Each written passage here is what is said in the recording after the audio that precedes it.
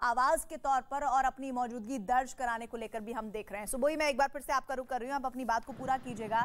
लेकिन ताजमहल को लेकर एएसआई का सर्वे ये भी बताता है, एक रिपोर्ट ये भी कहती है, जहां तमाम दावे तेजो महाले को लेकर किए जा रहे हैं, लेकिन एक दावा ये भी है कि वहां पर मंदिर नहीं था, वहां मकबरा ही था। इस पर क्या कहिएगा? जी जी, देखिए, मैं पूरी जिम्मेदारी के साथ कहना चाहती हूँ और सभी लोग जानते हैं इस बात को कि जिस वक्त आक्रांता आए, भाई वो राज भी कर रहे थे, उनके पास पैसा भी था, वो खाली जमीनों पर भी मस्जिद मकबरे बना सकते थे, लेकिन उन्होंने ज्यादातर मंदिर विध्वंस करके, मंदिर विकृत करके मस्जिदें स्थापित करी, क्योंकि उनका मेन मैसेज ये देना था कि केवल इस्लाम ही मजहब है, बाकी सब बेकार है। ये मैसेज देने के लिए जो मस्जिदें खड़ी गई, मैं उनको पर्सनली मस्जिद मानने से भी इनकार करती हूँ, क्योंकि हक तलफी की जगह, किसी का खून बहाई हुई जगह, किसी का दिल दुखा के बनाए हुए स्ट्रक्चर को मस्जिद नहीं माना जाता। वहां पे पड़ी हुई नमाजें अल्लाह ताला आपके मुंह पर मारकर फेंकेगा। मैं जो लोग भी उसको मस्जिद समझते हैं उनको भी मनन करना चाहिए। दूसरी बात मैं कहना चाहती हूँ, फिर भी चलिए मान लिया कि हम बहुत आगे आ गए हैं, 40,000 मंदिरों की बात अगर हम करने बैठेंगे तो ये समस्या का समाधान कभी नहीं होगा।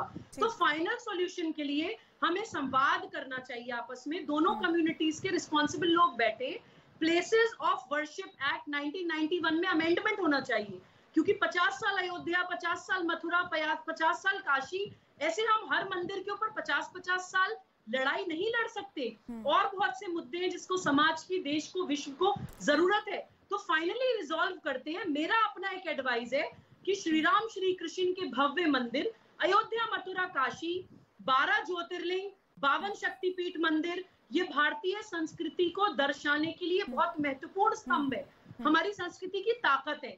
अगर इस पर अग्री कर जाती हैं दोनों कम्युनिटीज और इसके हिसाब से अमेंडमेंट हो जाता है प्लेसेस ऑफ वर्शिप एक्ट 1991 में, तो मुझे लगता है लड़ाई हमेशा के लिए समाप्त हो जाएगी और देश आगे तरक्की की तरफ बढ़ेगा।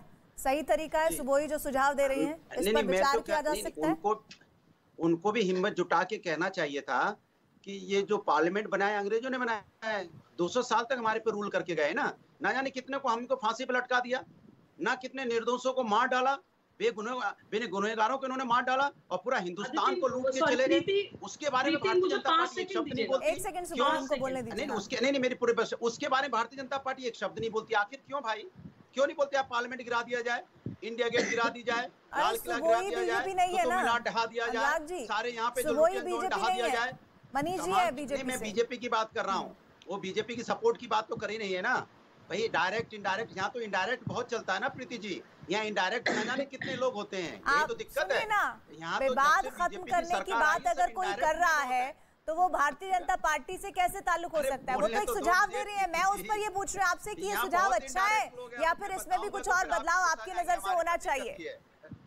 प्रीति जी, मैं बताऊंगा तो बहुत लोग गुस्सा आ जाएंगे, आप ही गुस्सा आ जाएंगे, इसलिए मैं नहीं बताना चाहता। यहाँ इनडायरेक्ट ऐसा तो लग रहा है जैसे कि बिना गुस्सा किए ही आपने पूरी डिबेट कर दी हो। आप बताइए। अरे बात तो बताइए भाई, अपनी बात को तो रखिए, क्योंकि आपको बोलने के लिए बुलाया गया है। जो 200 साल, सुन तो लीजिए, 200 साल जो मेरे पर रूल कर गए, जो मेरे देश को बर्बाद कर गए, जहाँ ये आरएसएस और बीजेपी के लोग बने उस आंदोलन में, आजादी के आंदोलन में भाग तक नहीं लिया, वो आज राष्ट्रवाद की बात करते हैं। जो माफी मांगते थे अंग्रेजों से, वो आज राष्ट्रवाद की बात करते हैं, क्योंकि उनके मन में चोर है। जिसके मन में चोर होता है ना प्रीति जी, वो ज्यादा चिल्लाता है। 5 सेकंड दीजिएगा। वो ज्यादा चिल्लाता है प्रीति जी, वो बोलता है मैं राष्ट्रभक्त हूँ, मैं राष्ट्रभक्त हूँ, मैं राष्ट्रभक्त हूँ। क्यों? क्योंकि वो है नहीं।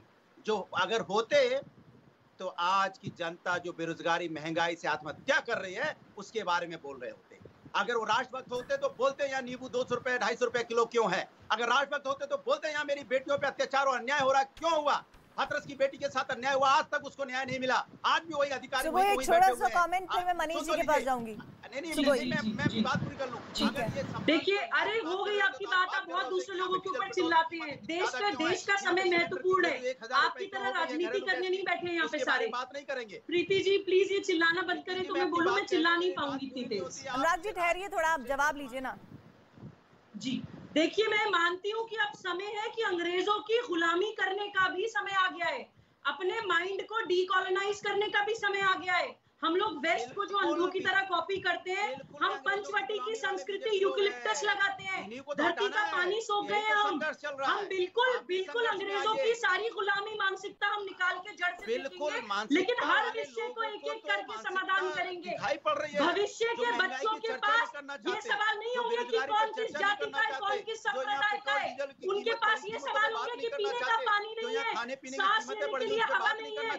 आप जानते हैं धरती के नीचे का पानी सोख गए हैं हम लोग अंग्रेजों को कॉपी करते करते, बिल्कुल खत्म करेंगे डीकॉलोनाइजेशन ऑफ माइंड, बिल्कुल करेंगे भाई साहब, लेकिन जब आप लोग करने देंगे तब ना, जब आप युवाओं को अपने राजनीतिक जकड़ से बाहर निकलने देंगे तब तो युवा कुछ सोचेगा भविष्य के बारे में। बेरोजगारी का गाइए और देश के अंदर जितनी परेशानियां हैं उसका गाना गाइए। आप अच्छा, उसका गाना गा रही है, बेरोजगारी बहुत सम्मान का गाना नहीं गा रही है आप, यहाँ बेरोजगारी महंगाई का गाना नहीं गा रही है आप, बिजली की समस्या का गाना नहीं गा रही है। एक बार फिर से वापस अपने मुद्दे पर आ जाते हैं। मनीष जी हाथ उठा रहे हैं।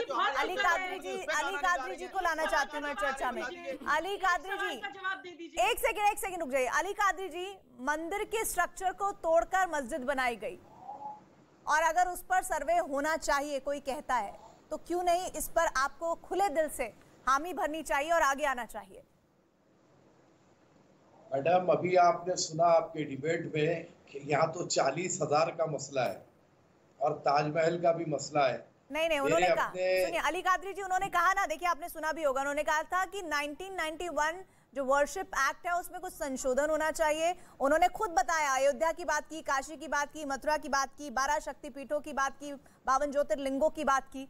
उन्होंने कहा इनको तो हम सहेज कर रखें ही, उसके बाद हम धीरे धीरे करके बाकी मसलों को सुलझा ले। लेकिन उन्होंने वो 4000 की बात नहीं की, उन्होंने एक एग्जाम्पल दिया, तो ऐसे तो उन्होंने कहा कि हम सालों साल लग जाएगा मामला सुलझाने में, वो ये कह रही थी। बोलिए। देखिए मैडम, मेरा एक ही मानना और कहना है कि 1991 का जो हमारा वर्शिप एक्ट है उसी पर हम कायम रहेंगे। बाबरी मस्जिद का फैसला क्या आया, किसकी बिना पर आया, मैं उस पर तफसीलात में जाना नहीं चाहता। रहा सवाल, अगर इस मुल्क में सुख चैन चाहते हैं तो सारे मिलकर के इस देश की तरक्की के लिए काम करें। और मैं आज की बात नहीं, मैं कई दिन से ये बात कह रहा हूँ कि हम नरेंद्र मोदी जी से, अमित शाह जी से बैठकर बात करने के लिए तैयार है। सारे हिंदुस्तान के सूफी इस मामलात में बात करना चाहते हैं और अपने देश को अमन और चैन की तरफ लाना चाहते हैं। लेकिन अली कादरी जी एक सेकंड सुनिए मेरी बात। 1991 का जो वर्शिप एक्ट है, अगर उसको एक बार के लिए हम साइड रख दें और कोर्ट इस मामले में ये फैसला सुनाता है कि ये वाकई में मंदिर को तोड़कर मस्जिद बनाई गई थी, तो क्यों ना इस फैसले को माना जाए? क्या नहीं मानेंगे आप उस वक्त फैसले को? ना सुनिए, कोर्ट में जो है बात जब जाएगी तो दोनों पक्ष जाएंगे ना, बिल्कुल। एक पक्ष की बात थोड़ी सुनी जाएगी।